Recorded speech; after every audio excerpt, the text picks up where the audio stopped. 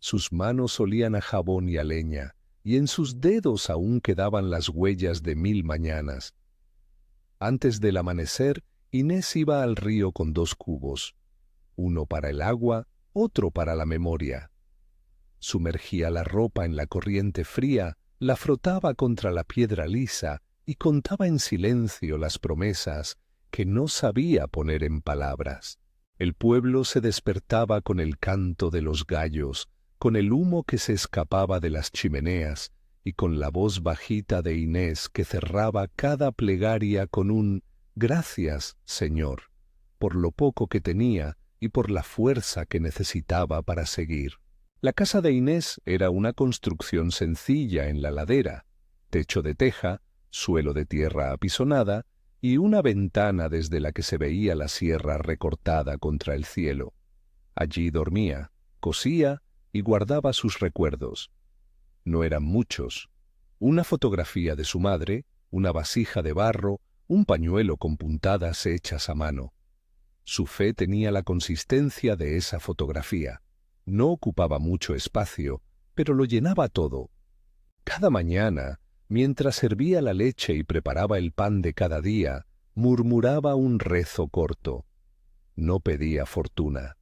Pedía fuerzas para los brazos, claridad para el día, y a veces que el corazón no se quebrara ante la injusticia que veía alrededor. ¿Te suena familiar esa confianza que nace cuando no queda nada más que aferrarse? ¿Has conocido alguna vez a alguien que confía en Dios como quien espera la lluvia después de una larga sequía? Inés era así. Su fe no era teatral, era una lámpara en la noche. Esa lámpara la guiaba cuando heredó las deudas, cuando sus manos se cerraban por el frío y cuando la palabra espera parecía demasiado dura para pronunciarla. La vida del pueblo se sostenía de los oficios sencillos. Había panaderos, alfareros, gente que llevaba a sus hijos al colegio con la ropa empapada de jabón y sudor. La comunidad, a su manera, cuidaba de sí misma. Vecinas que compartían recetas, hombres que arreglaban cercas y a veces la mano que se extendía en silencio cuando alguien no podía pagar la próxima semana. Inés era parte de esa red. Trabajaba de sol a sol, lavaba, limpiaba, cocinaba para quienes la contrataban por unas monedas. Su nombre resonaba en el mercado como signo de trabajo bien hecho. Pero la dignidad que ostentaba era callada. No la pregonaba. La defendía con esfuerzo. Aquel invierno, cuando la lluvia parecía querer quedarse demasiado tiempo, llegó Raúl. Apareció en el pueblo con una mochila y una mirada que sabía a promesa. Al principio fue sencillo. Ofreció ayudar a cargar un saco de maíz, trajo leña cuando hacía falta, escuchó las historias de Inés con la atención que ella no había recibido desde hacía años. Los vecinos murmuraban: «Parece buen hombre». Él sabía decir lo que el silencio de Inés necesitaba. «¿Quieres que te ayude con la casa? ¿Quieres que te acompañe al mercado?». Sus gestos tenían una cadencia amable, y para alguien que había aprendido a fiarse poco, aquello era un lujo inesperado. Las primeras semanas fueron de ternura medida. Compartían el pan, los silencios cómodos. Ella le enseñó a preparar la sopa que se hacía en su casa desde que era niña. Él le contaba historias del camino, la hablaba de lugares lejanos, y en su voz había una promesa que Inés aceptó como quien bebe agua tras una jornada de trabajo, con gratitud. Hubo besos tímidos, manos que se encontraron al lavar la ropa, un plan de futuro que no era extravagante, una vida sencilla, un techo donde no tuvieran frío. Eso que parecía un gesto de amor, pronto mostró su verdadero rostro.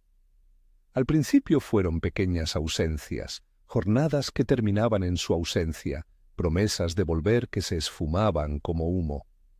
Luego vinieron las palabras que hieren más que los golpes: desprecio por su ignorancia, burlas por su modo de hablar, suspicacias frente a sus amigos. A veces Raúl contestaba con sarcasmo cuando Inés hablaba de Dios, como si su fe fuera una debilidad cómica. ¿Vas a rezar otra vez?, solía decir, con una risa afilada. El pueblo, que había creído en su bondad, empezó a entrever los resquicios. La tensión fue en aumento, imperceptible al principio, como la grieta que aparece en la pared con el tiempo. Una tarde, cuando la lluvia golpeaba con fuerza sobre el tejado, una discusión banal escaló de un insulto a algo que dejó a Inés con la cara enrojecida y el corazón hecho trizas. No hay necesidad de detenernos en los detalles crudos. Lo que importa es cómo quedó ella, humillada, avergonzada, con la certeza de que el hombre que había prometido compañía le había quitado un trozo de su vida. Raúl cerró la puerta de forma brusca y se fue. No miró atrás. La casa quedó más grande por su ausencia. Cuando la puerta se cerró, algo dentro de Inés se abrió hacia Dios. Se arrodilló en la cocina, con las manos todavía húmedas de lavar platos, y dejó que las lágrimas regaran el suelo donde antes había unido pan y agua. No buscaba explicaciones, buscaba aliento. La oración que salió de su boca fue una entrega más que una petición. Señor, si hoy me despojas de alguien, no me quites la fe. Haz conmigo lo que quieras, pero no permitas que pierda la confianza en ti. Fue breve, cruda y verdadera. La rendición no fue una derrota, fue una reposición de fuerzas. Le dijo a Dios, sin adornos, no sé cómo seguir, pero confío en ti. No fue una fórmula mágica, no hubo relámpagos ni señales ostentosas. Hubo, en cambio, un silencio lleno de presencia, y en ese silencio comenzaron a moverse los hilos que el pueblo no veía. La mañana después del abandono, Inés salió al río como siempre, pero con la espalda más recta. Las vecinas la miraron con pena y con rabia por lo que la habían hecho. No la juzgaron. Le ofrecieron pan, mantas, palabras buenas. Doña Carmen le trajo sopa caliente y le dijo, mirándola a los ojos, «Estés como estés, aquí tienes a tu gente». La comunidad se mostró como una malla que no deja caer a quien pertenece a ella. Pasaron semanas en las que Inés tuvo que aprender a vivir sola de nuevo. Los días eran una sucesión de tareas que la sostenían. Cuidar de un niño mientras su madre trabajaba, barrer la pequeña iglesia del pueblo, limpiar la posada los fines de semana. Había noches en las que la almohada se mojaba de llanto. Y sin embargo, algo había cambiado. La oración de entrega había cincelado una calma que no conocía antes. No era que el dolor hubiese desaparecido, era que en medio de él había una compañía firme. Un día cualquiera, cuando la niebla aún no se había levantado, doña Estela pasó por la puerta de Inés. Estela era mujer de la hacienda grande en las colinas, de aquellas que manejan hacienda y cosas del campo con la experiencia de quien ha visto generaciones crecer. Sus pasos eran decididos y su mirada capaz de leer el alma. Había oído rumores del abandono y fue a buscar a Inés no por curiosidad, sino porque había visto en otros momentos que la bondad pide ser rescatada. ¿Quieres venir a la hacienda?, preguntó Estela con la simpleza de quien ofrece pan recién hecho. Era una oferta que tenía más que trabajo, tenía respeto. Inés sintió la tentación de decir que no, de creer que no merecía una mano tendida. Pero había aprendido algo con sus oraciones, que no todo rescate viene envuelto en un latigazo de culpa. Aceptó, se quedó de pie un instante, respiró el aire frío de la mañana y dijo que sí. El primer día en la hacienda fue una lección de dignidad. No la trataron como a una mujer frágil ni como a una agradecida perpetua. Le dieron tareas claras, herramientas en buen estado y un lugar donde dejar sus pocas pertenencias. Trabajó con manos fuertes y con compañeras que le enseñaron canciones mientras sembraban, que compartían pan y que, con el tiempo, le devolvieron la sensación de ser valorada. Los sonidos del lugar eran distintos, no era solo el río y los gallos, sino el ritmo de los carros, el rumor de las conversaciones en la cocina, el crujir de la madera en los establos. La hacienda le dio a Inés algo tan elemental como el respeto por su esfuerzo. Miguel apareció poco después.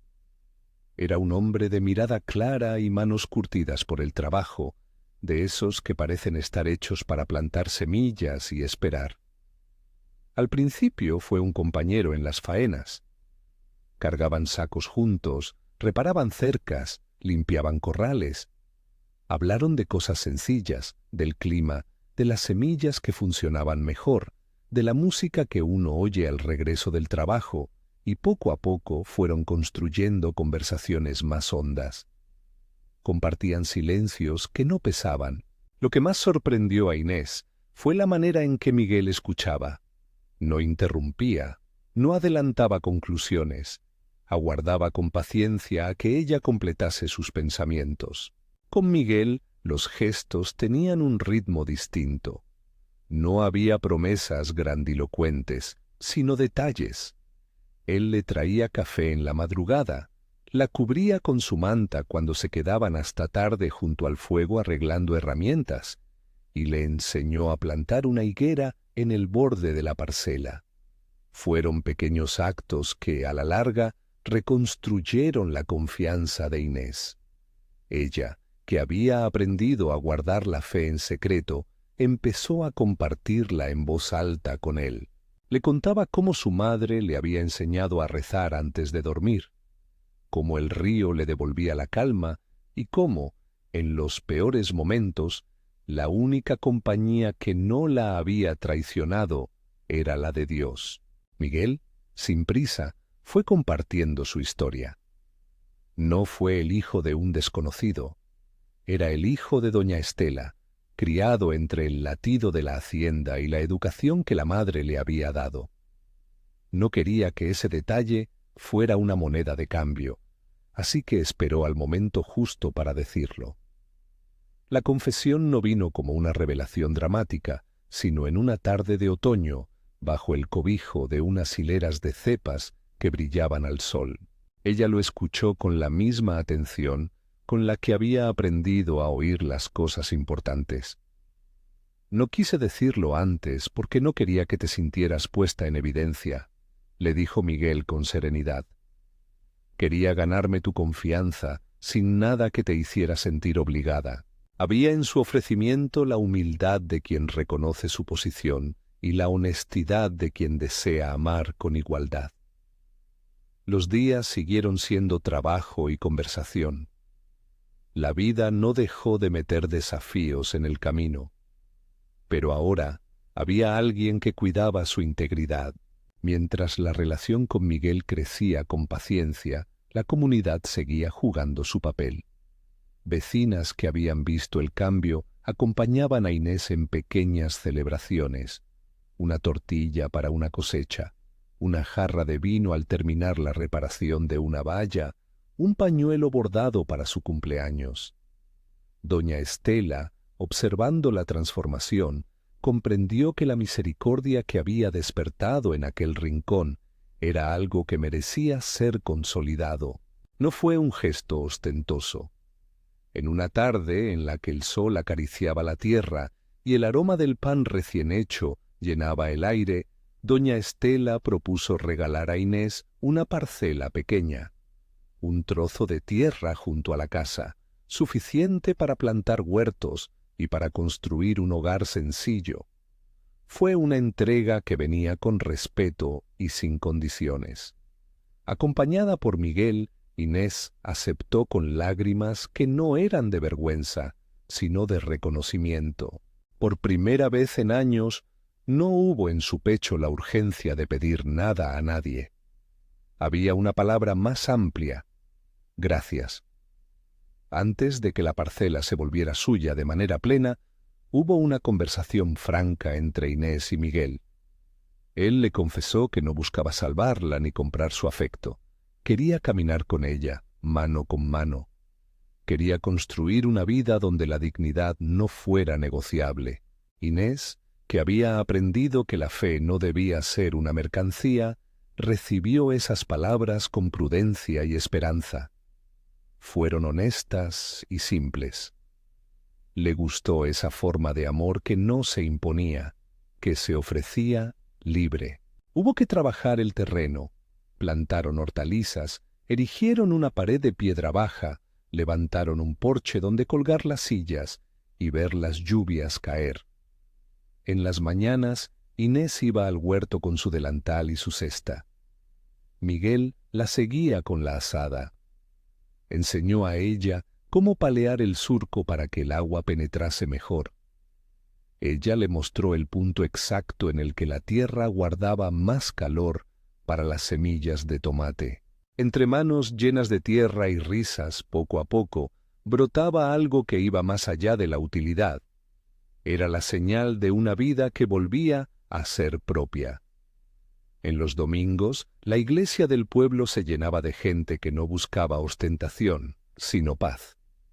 Inés acudía ya sin la carga de antes, con la cabeza erguida y la voz cantando las mismas estrofas de su infancia.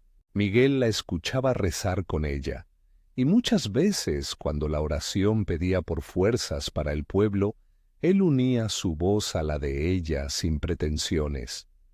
Hubo noches en las que se quedaban juntos junto al fuego y le rezaban al mismo Dios que ella había invocado en la cocina después de la puerta cerrada. Sus oraciones eran sencillas: agradecimiento, petición por los vecinos y un pedido silencioso para que el orgullo no se infiltrase en sus vidas. La misericordia que había despertado en la vida de Inés no significó el fin del dolor. A veces la memoria le devolvía la sombra de Raúl y el cuerpo reaccionaba con temblor. Pero la diferencia ahora era que esos recuerdos no la definían. Ella tenía manos que trabajaban una tierra propia, vecinas que la miraban con ternura y un compañero que la acompañaba con respeto. Su fe, lejos de ser un remedio mágico, era un sostén que le permitía mirar al pasado sin que le arrebataran el presente. Y llegó el día de la casa. No fue un palacio, sino un hogar. Una cocina con ventana al sur, un cuarto con una cama bordada con telas de colores y un pequeño altar donde colocar la fotografía de su madre. La casa estaba construida con las manos de la comunidad. Hombres que trajeron piedra, mujeres que cocinaron para los que trabajaban, niños que corrieron alrededor cargando ramas pequeñas. Se celebró con pan y vino, con canciones que se aprendían de memoria y con una oración colectiva en la que cada uno dijo algo: una bendición, un deseo, un recuerdo. En el centro, Inés sostuvo la mano de Miguel y miró al cielo con la humildad de quien recibe más de lo que esperaba. En la noche de esa celebración, bajo un cielo lleno de estrellas, Inés se detuvo a recordar. Todo había comenzado con una oración muda ante la cocina, cuando la puerta se cerró y ella no supo a dónde ir. Fue aquella rendición la que abrió su corazón a una misericordia que no entiende de merecimientos. Había descubierto que la fe no es un billete para escapar de la adversidad, sino una forma de caminar en medio de ella. Entendió que Dios no siempre quita el dolor de inmediato, pero su presencia transforma la manera en que se sostiene. No quiso que la historia se mezclara con palabras grandilocuentes. Prefirió la sencillez de una oración corta y agradecida. Junto a Miguel, frente a la pequeña parcela que ahora cultivaban, ella elevó su voz en un rezo que contenía todo lo que había aprendido.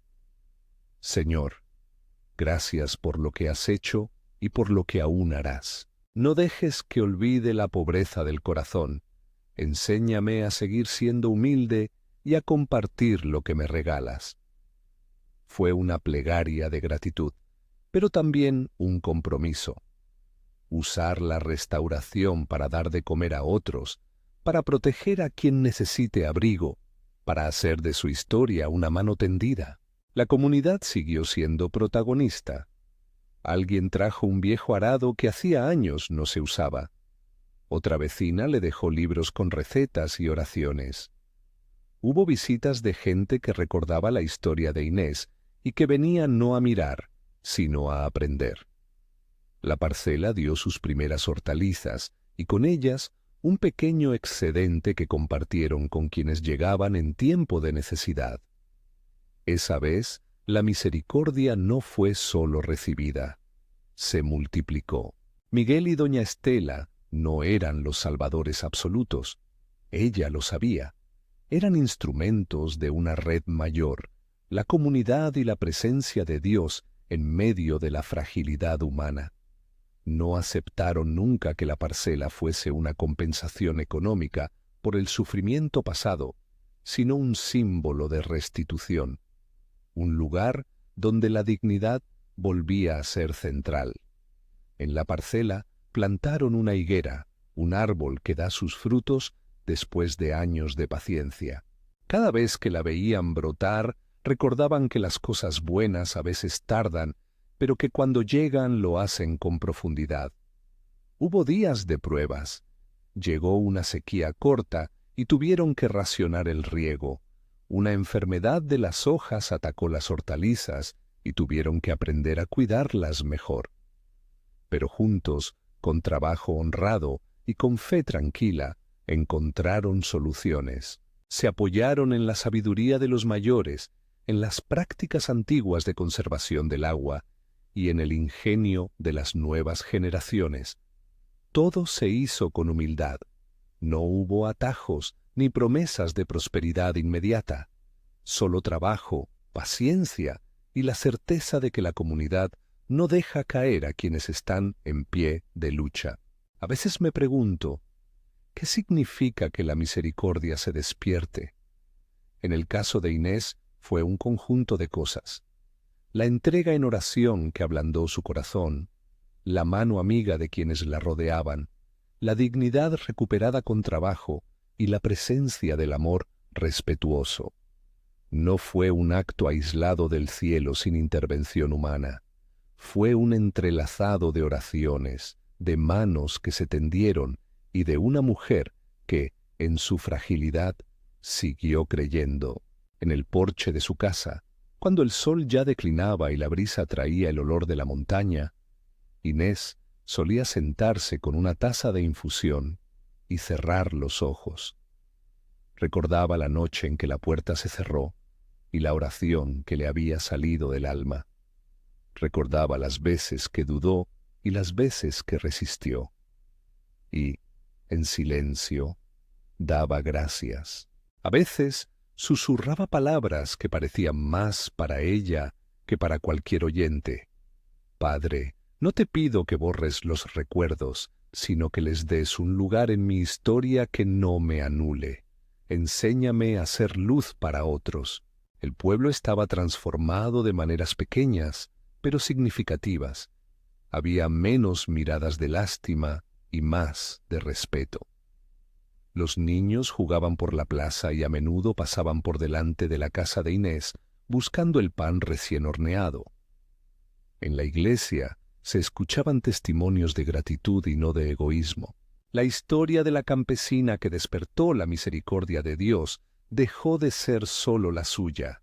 Empezó a ser la de quienes entendieron que la misericordia no es un secreto para guardarse, sino una invitación a compartir. Un día de primavera, con la higuera en flor y la tierra reposando tras la siembra, Inés se acercó al borde del río, donde años atrás Había ido a lavar la ropa con la sensación de que la vida le pesaba demasiado. Se sentó en la misma piedra lisa, cerró los ojos y dejó que el sonido del agua le hablara. En su corazón no había fanatismo, ni la vana idea de que la fe asegura un camino sin piedras. Había, sí, una convicción humilde.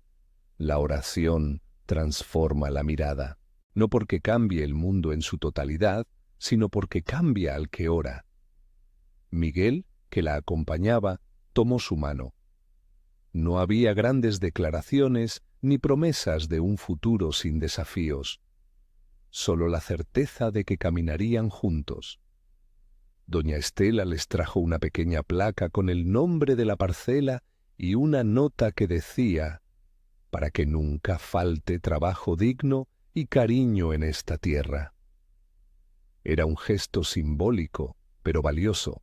Sellaron el acto con una comida compartida, con vecinos, con risas y con una oración final. Inés fue la primera en hablar, y su voz estaba serena. Señor, gracias por no haberme abandonado cuando me sentí sola. Gracias por las manos que me han ayudado. Enséñame a ser misericordiosa con quienes han sufrido. Que esta casa y esta tierra sean para dar, no para acumular. Ayúdame a ser fiel a ti en lo pequeño y en lo grande. Fue una oración que no exigía recompensas, pedía sabiduría para ser digna de la misericordia recibida. Cuando cierras los ojos y vuelves a escuchar esa plegaria, entiendes algo esencial. La misericordia que despertó en la vida de Inés no fue la recompensa por haber soportado el dolor, ni un premio por su paciencia. Fue la respuesta de un Dios que encuentra terreno fértil en un corazón que, aún herido, decide confiar.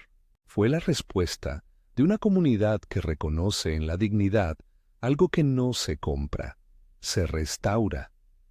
Si esta historia te está hablando al corazón, si conoces a alguien que ha pasado por la sombra y necesita oír que la misericordia puede despertarse en lo cotidiano, quédate y comparte. Déjanos en los comentarios de dónde nos acompañas y suscríbete si quieres recibir más relatos que muestran cómo la fe y la comunidad pueden reconstruir vidas. Con el tiempo, la parcela dio más frutos. La higuera se llenó de frutos oscuros, dulces, y las hortalizas crecían abundantes cuando la lluvia llegaba en su momento. Inés y Miguel aprendieron a dar parte de lo que cosechaban a quien lo necesitaba, no para ostentar, sino como continuidad de una cadena. Lo que les había sido dado, lo daban a su vez. Había en su hogar un altar pequeño con la fotografía de su madre, una jarra con flores del huerto y libros con recetas y oraciones. Los vecinos seguían pasando, porque la casa de Inés se había convertido en un lugar de paso, de escucha y de pan compartido. En una de esas tardes llegó la carta de alguien que había oído su historia lejos, en otro pueblo. Era una carta breve.